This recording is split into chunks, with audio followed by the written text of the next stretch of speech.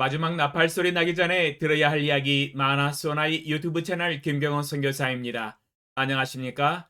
이 새벽에도 주님의 인자와 긍휼이 무궁하심으로 참으로 아름답게 느껴집니다. 주님의 성실하심이 변함없이 항상 우리와 함께 하십니다.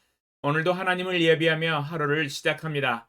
날마다 새벽에 하나님과 동행하며 갖는 경건의 시간의 축복을 함께 나누는 시간입니다.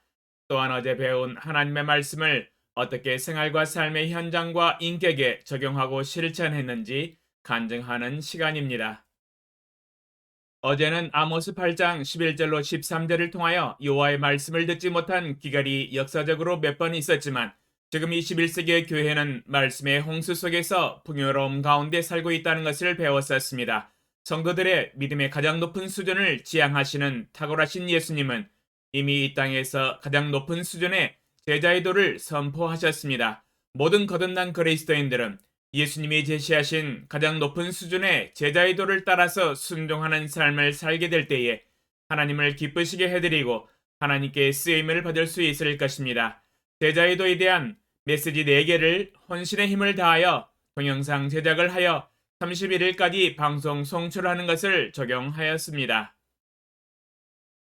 이틀 전에 메시지 2개를 완성하였고 어제 1개의 메시지를 완성하여서 3개를 완성하였습니다. 이제 마지막 메시지 1개를 남겨놓고 있는데 마지막으로 다듬기만 하면 완성이 됩니다. 이번 메시지가 제자 훈련에 있어서 매우 핵심적인 역할을 하기 때문에 심혈을 기울여서 준비하였습니다.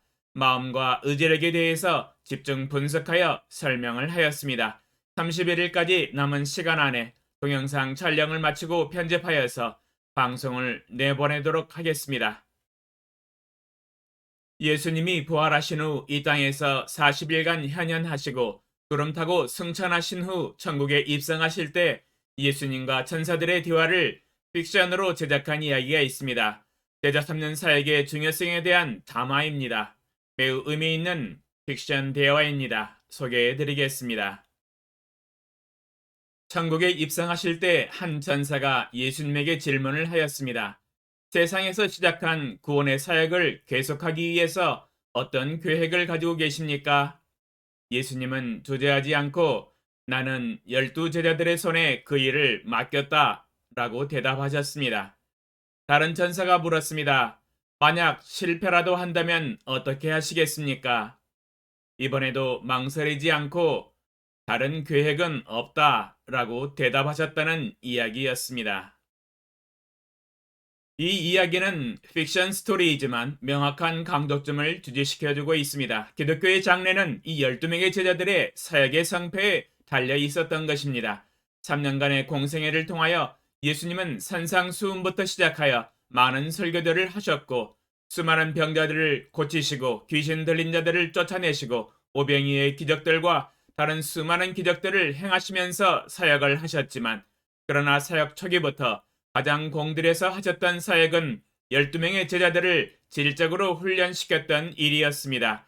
그리고 승천하시기 전에 이 세상 모든 영혼들의 구원을 12제자들의 손에 맡기셨습니다. 결국 예수님이 훈련시켜 놓은 12제자들에 의해서 일이 나버렸습니다. 큰일 냈습니다.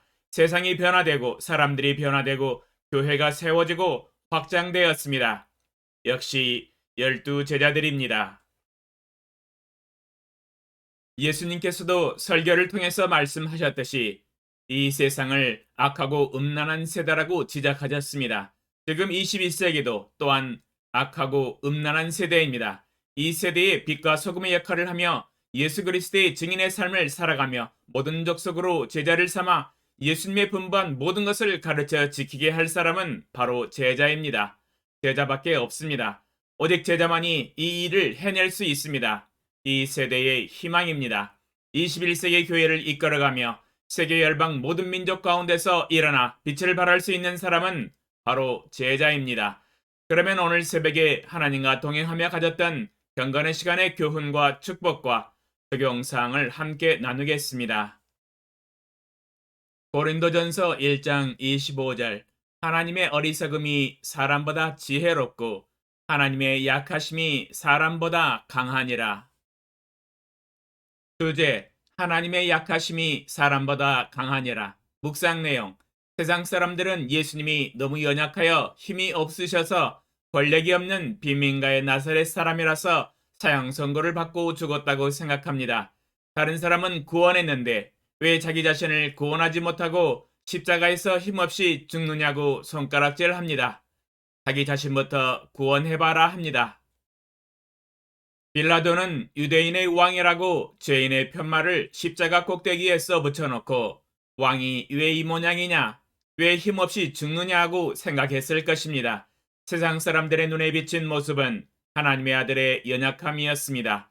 그러나 하나님의 약하심은 사람보다 강하셨으며 인간의 가장 연약한 죄악의 문제를 송두리째 뽑아 한 번에 십자가로 해결하셨습니다. 하나님의 사랑과 희생이 이루어낸 승리였습니다. 죄에 대한 죽음의 값을 치르시면서 하나님의 공의를 이루셨습니다. 십자가에서 죽으심으로 하나님의 연약하심을 드러내어 우리 인간들을 구원하셨습니다.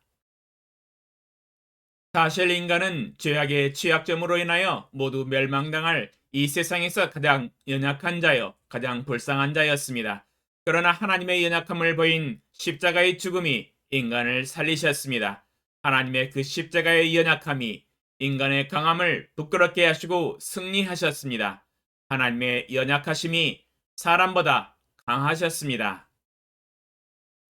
하나님의 십자가의 연약하심은 하나님의 가장 크신 용기셨습니다. 위대한 용기였습니다. 대단한 섬김이셨습니다. 숭고한 희생이셨습니다.